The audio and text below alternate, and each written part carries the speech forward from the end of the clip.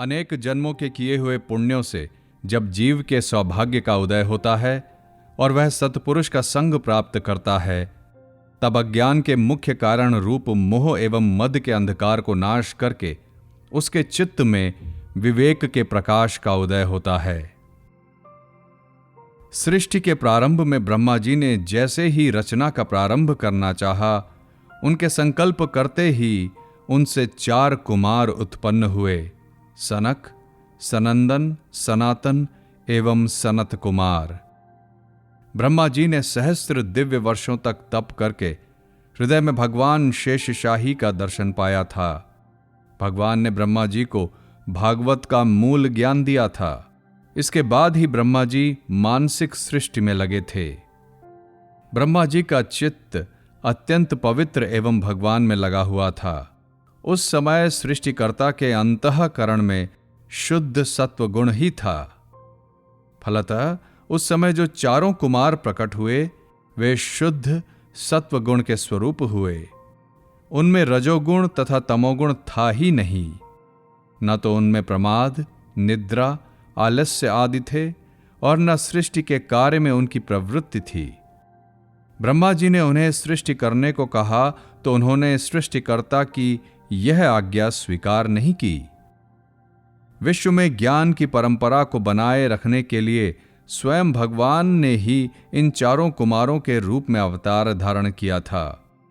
कुमारों की जन्मजात रुचि भगवत नाम तथा गुण का कीर्तन करने के लिए, भगवान की लीलाओं का वर्णन करने एवं उन पावन लीलाओं को सुनने में थी। भगवान को छोड़कर एक क्षण के लिए भी उनका चित्त संसार के किसी विषय की ओर जाता ही नहीं।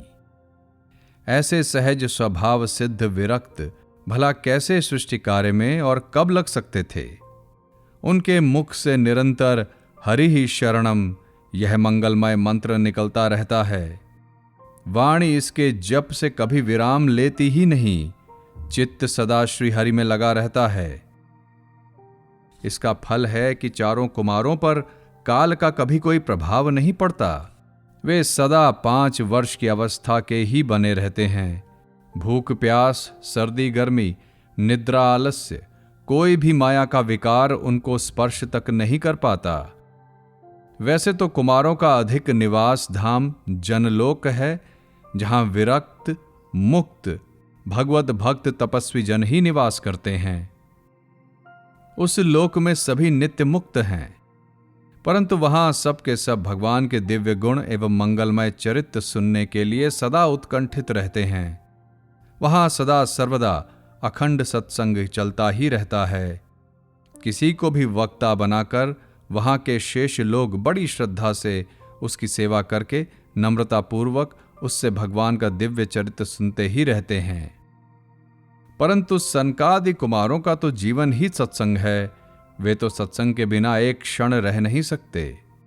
मुख से भगवत नाम का जप, हृदय में भगवान का ध्यान, बुद्धि में व्यापक भगवत तत्व की स्थिति और श्रवणों में भगवत गुणानुवाद, बस यही उनकी सर्वदा की दिनचर्या है।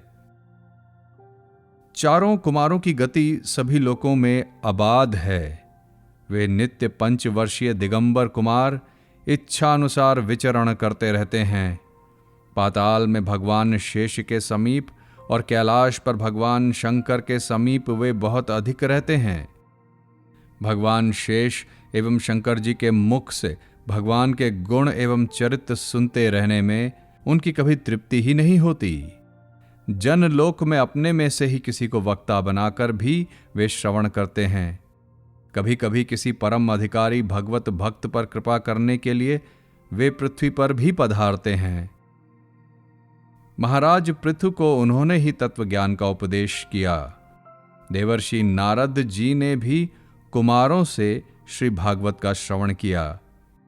अन्य अनेक महाभाग कुमारों के दर्शन एवं उनके उपदेशामृत से कृतार्थ हुए हैं। भगवान विष्णु के द्वार रक्षक जय विजय कुमारों का अपमान करने के कारण वैकुंठ से भी च्युत हुए और 3 जन्मों तक उन्हें आसुरी योनि मिलती रही।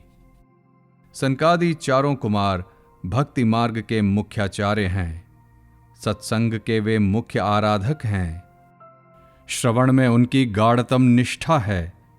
ज्ञान, वैराग्य, नाम जप एवं भगवत चरित्र सुनने की अबाध उत्कंठा का आदर्श ही उनका स्वरूप है।